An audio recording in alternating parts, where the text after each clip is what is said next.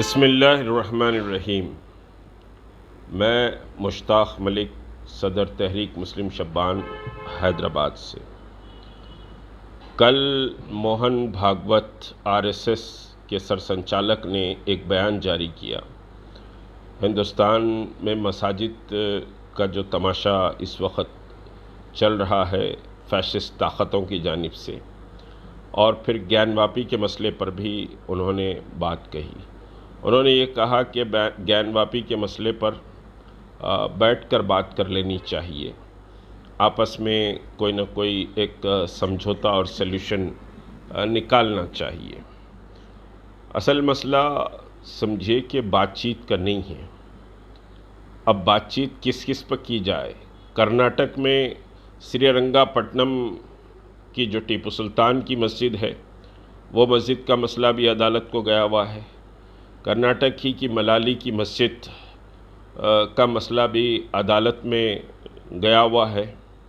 متھرا کی شاہی عیدگاہ کا مسئلہ عدالت میں گیا ہوا ہے، اور پھر بھوپال مدھیہ پردیش کی جامع مسجد کے مسئلے میں ہوم منسٹر کو لیٹر گیا ہوا ہے، اور وہ ASI کی بھی بات کی گئی ہے، اور دیگر مساجد کے تعلق سے بھی عدالت کے دروازے کھٹکھٹائے جا رہے ہیں۔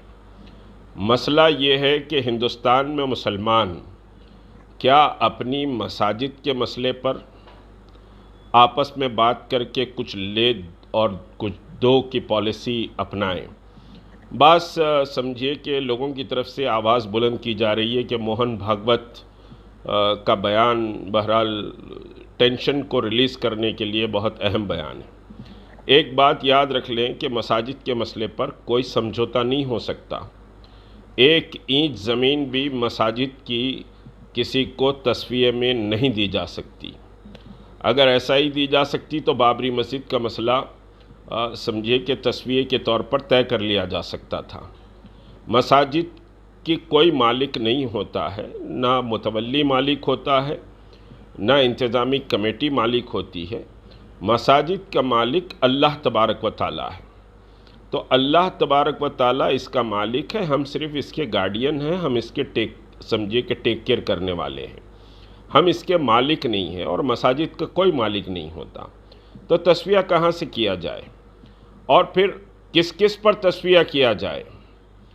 آپ بابری مسجد کے وقت 1991 ریلیجیس ورشپ ایکٹ بنا، اور وہ ریلیجیس ورشپ ایکٹ میں ایک تمانیت تمام مذاہب کو دی گئی، اس میں ہندوستان کے مسلمانوں کو بھی دی گئی کہ 1947 میں آپ کی جو عبادت گاہیں موجود تھی، چاہے وہ درگاہ ہو، چاہے وہ سمجھے کہ مساجد ہو، یا پھر کوئی بھی مذہبی شعار ہو، اسلامی شعار ہو، اس کا تحفظ کیا جائے گا۔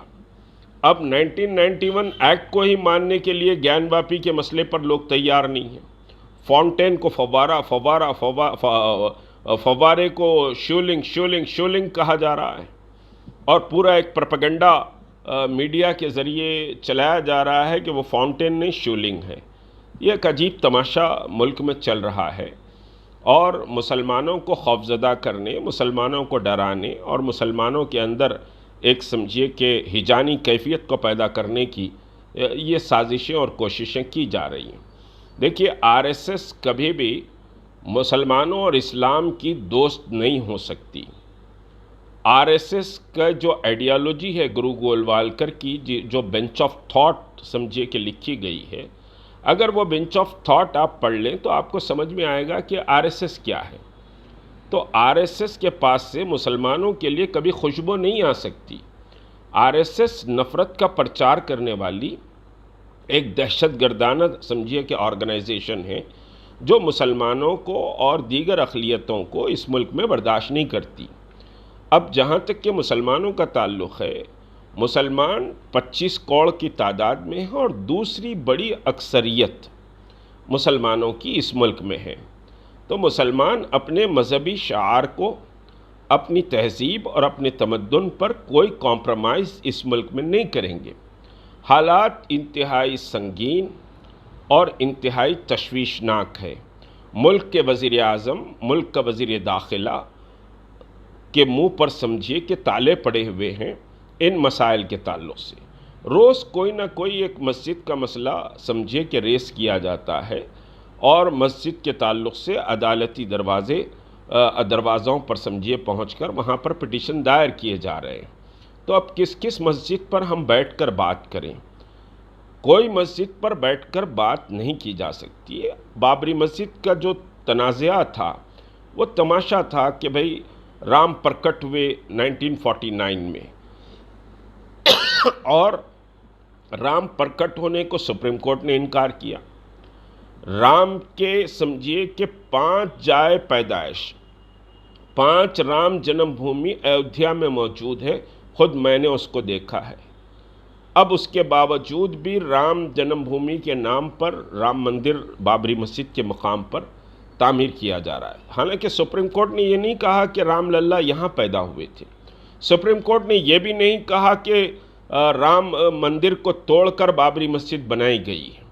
تو یہ فرقہ پرستوں کا ایک بڑا پروپیگنڈا ہوتا ہے کہ ہماری مندروں کو توڑ کر مسجد بنائی گئی، اور ہم جانتے ہیں بحیثیت مسلمان کہ جبراً کوئی زمین لے کر ہم سمجھیے وہاں نماز نہیں پڑھ سکتے۔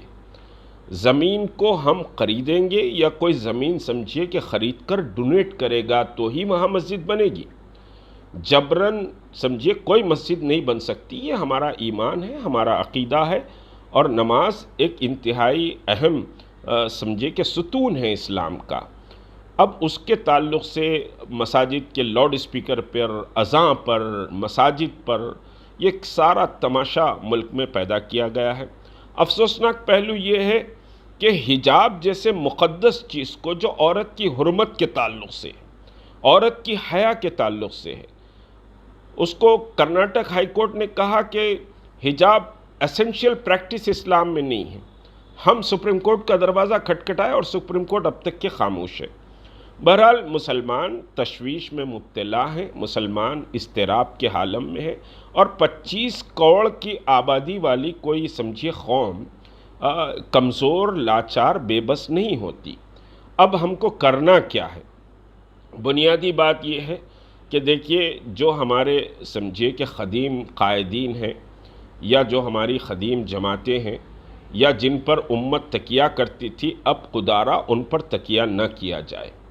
اب تو وہ کہہ رہے ہیں کہ صاحب عدالت کا فیصلہ جو آئے گا ہم مان لیں گے۔ بابری مسجد میں بھی یہی ڈھنڈورا پیٹا گیا، یہ ڈھنڈورا پھر ایک دوسرے کے منہ میں، اجیت دوول کے گھر میں جا کر ایک دوسرے کو سمجھیے کہ مبارکبادی کے مٹھائی کھلائے۔ میں نام لینا نہیں چاہتا، اس میں سب شامل ہیں، سب شامل ہیں، جو مسند قیادت پر بیٹھے ہوئے تھے وہ سب شامل ہیں، اور حکومت کے اشاروں پر یہ تماشے سمجھے کہ کیے گئے ہیں، تو ان پر تکیہ نہیں کیا جا سکتا۔ اب سمجھیے کہ سروے کا مسئلہ آ رہا، جس میں NPR کا سمجھیے کہ مسئلہ بھی اٹھے گا۔ یہ سیریس سمجھیے کہ ایشوز ہیں۔ ان سیریس ایشوز پر مسلمانوں کو چاہیے کہ آپ دوسروں پہ تکیہ کرنے کے بجائے ریاستی لیول پر ہر چھوٹی بڑی جماعتوں کو جوڑ کر امبریلا آرگنائزیشنز بنائیں، ہر چھوٹی بڑی ملی جماعتوں کو جوڑ کر، اور پھر اس کے ساتھ ایک پیرالل سیکولر سمجھیے کہ ہمارے برادران وطن کا بھی ایک فورم بنائیں۔ یہ سمجھیے کہ کوارڈینیشن کے ساتھ آپ ملک میں سیکولرزم اور جمہوریت کی بقا کی لڑائی، اور ایسی لڑائی جو مظلوموں کے سمجھے کہ حمایت میں ہو، صرف مسلمانوں کے لیے نہیں بلکہ تمام مظلومین کی حمایت میں آپ کو لڑائی لڑنا ہے، کیونکہ اللہ نے آپ کو ظالموں کے خلاف کھڑے ہونے کی تعلیم دیتا ہے۔ صرف مسلمانوں کے لیے کھڑے ہونے کی تعلیم اللہ نے نہیں دی، محمد رسول اللہ کی شریعت نے نہیں دی، ہر مظلوم کے ساتھ آپ کو کھڑے ہونا ہے۔ تو آپ ریاستی لیول پر ہر چھوٹی بڑی ملی، دینی، سماجی سمجھے کہ جماعتوں اور جہدکاروں کو، اور پھر اس میں ریٹائرڈ IAS، IPS یا سینئر ایڈوکیٹس اور دانشوروں کو شامل کر کے ایک امبریلا فورم ریاستی سطح پر بنائیں، ہر ریاست میں یہ کام ہو، اور پھر اس کے ساتھ ایک سمجھیے کہ صاحب پیرالل ایک سیکولر ہندوؤں کا بھی ایک فورم بنائیں، جس کے ساتھ کوارڈینیٹ کر کے آپ ملک کو بچانے کا کام کریں، اور پھر آپ اپنے حقوق کی بات بھی کریں۔ اور دوسروں کے حقوق کی بھی بات کریں تو اس کام سے فرقہ پرستوں کے حوصلے ٹوٹیں گے، فرقہ پرستوں پر ضرب لگے گی۔ آج بھی ایک بات یاد رکھیے کہ ملک کی بڑی اکثریت ان فرقہ پرستوں کے منصوبوں کو انڈورس نہیں کرتی۔ ملک کی بڑی اکثریت آج بھی سیکولر ہے، ملک میں محبت اور بھائی چارگی کے ساتھ سمجھے کہ ملک کو سمجھے کہ چلانا چاہتی ہے، آگے بڑھانا چاہتی ہے۔ یہ سمجھیے کہ ایک امن کے دشمن، انسانیت کے دشمن، یہ سمجھیے کہ مذہب کے دشمن مذہبی نعروں کے ساتھ آ کر دوسروں کے مذہب کا تمسخر اڑا رہے ہیں، دوسروں کی عبادت گاہوں کو نشانہ بنا رہے ہیں، تو اس کا مقابلہ کرنے کے لیے آپ کو بڑی دانشمندی سے حکمت عملی تیار کرنا پڑے گا۔ اور جب تک کہ آپ کھڑے نہیں ہوں گے، آپ کے اندر حوصلہ نہیں پیدا ہوگا، آپ حالات کے مقابلے کے لیے کھڑے ہونے کی صلاحیت اپنے اندر پیدا نہیں کریں گے تو آسمان سے کوئی ابابیل آنے والے نہیں، آپ کو کھڑے ہونا پڑے گا۔ اور ریاستی لیول پر ان امن کے دشمنوں اور مذہب کے دشمنوں کے خلاف متحدہ جد و جہد ہونی پڑے گی۔ وہ متحدہ جد و جہد بڑے احتجاجی ان پالیسیز کے خلاف بڑے احتجاجی دھرنوں کی شکل میں ہو سکتی ہے، بڑے سمجھیے کہ جلسوں کی شکل میں ہو سکتی ہے، اور سمجھیے کہ اور دوسرے طریقے بھی اس کے لیے اپنائے جا سکتے ہیں۔ تو آپ کو پہلے ریاستی سطح پر منظم ہونا پڑے گا، کنیکٹیویٹی پیدا کرنا پڑے گا۔ ہر سمجھیے کہ صاحب ہر ضلع میں کمیٹیاں بنے اور وہ سمجھیے کہ ریاستی سطح پر ریاست کے مسلمانوں اور ریاست کے مظلوموں کی حمایت کے لیے جد و جہد کریں۔ آپ نیشنل لیول پر دلی کی طرف دیکھیں یا پھر فلاں سمجھے اداروں کی طرف دیکھیں تو مسائل حل نہیں ہوں گے، مسائل بڑھتے جائیں گے۔ اور پھر سمجھیے کہ صاحب اگر آپ نہیں سمجھیں گے تو داستان بھی نہ ہوگی، داستانوں میں والی بات ہوگی۔ ہم وہ قوم ہیں جو سمجھیے کہ حالات کے رخ کو بدل سکتی ہے۔ ضرورت اس بات کی ہے کہ ہم اٹھ کر کھڑے ہوں اور ریاستی سطح پر کھڑے ہوں۔ قیادت بھی کسی ایک کے نام پر، ایک جماعت کے نام پر قیادت نہ ہو۔ میں نے کہا کہ امبریلا آرگنائزیشن بنے۔ یہاں تلنگانہ میں، کرناٹک میں اور آندھرا میں ہم کوشش کر رہے ہیں۔ پہلے مرحلے میں تلنگانہ میں جولائی سمجھیے کہ فرسٹ اور سیکنڈ ویک کو ایک ریاستی سطح پر سمجھیے کہ کنونشن ہوگا اور پورے سمجھیے کہ اضلاعوں کی کنیکٹیویٹی رہے گی اس میں۔ پھر اس کے بعد آندھرا کے سمجھے ذمہ داروں سے ہم بات کر رہے ہیں، پھر کرناٹک کے سمجھیے کہ ذمہ داروں سے بھی ہم بات کریں گے۔ تو یہ کہ سب ریاستی سطح پر ہم کو سمجھیے کہ منظم اور متحد ہونا ہے۔ آپ نیشنل لیول پر سمجھیے کہ جانے کی بات مت سوچیں، نیشنل لیول پر کون کیا کر رہا ہے اس کو بھی مت دیکھیں، آپ کو ریاستی سطح پر منظم ہونا ہے۔ ہاں، آپ انما المؤمنون اخوہ کی بنیاد پر آپ سمجھیے کہ اگر کسی بھی ملک کے کونے میں کسی پر بھی ظلم ہوتا ہے، چاہے وہ مسجد کو گرانے کی بات ہو، مسجد پہ قبضے کی بات ہو، مسلمانوں کی موب لنچنگ کا مسئلہ ہو، یا دلتوں پر ظلم ہو، یا کسی بھی طبقے پر اگر ظلم ہوتا ہے تو آپ کو اپنی ریاست میں اس پر بات کرنی چاہیے، اس مظلوم کی حمایت میں کھڑے ہونا چاہیے۔ کتنے افسوس کی بات ہے کہ ایک ایسی منظم قوم، ایک ایسی قوم جس کے رہبر اور جس کے لیڈر محمد رسول اللہ ہے، اور جو اپنی ایک عظیم الشان تاریخ اس ملک میں رکھتی، 700 سال مسلمانوں نے اس ملک پر حکومت کی اور اس ملک کو متحد بنایا اور سونے کی چڑیا میں تبدیل کیا۔ آج وہ قوم پریشان ہے، اس کو تاریخ کے نام پر ستایا جا رہا ہے، اس کو تاریخ کے نام پر دھمکایا جا رہا ہے۔ تو آپ کو پریشان ہونے، ڈرنے یا خوفزدہ ہونے کی ضرورت نہیں۔ ریاستی سطح پر آپ منظم ہو۔ تحریک مسلم شبان ریاست تلنگانہ میں مسلمانوں کو آرگنائز کرنے، دیہات کی سطح پر اور ضلع کی سطح پر کام شروع کی ہے۔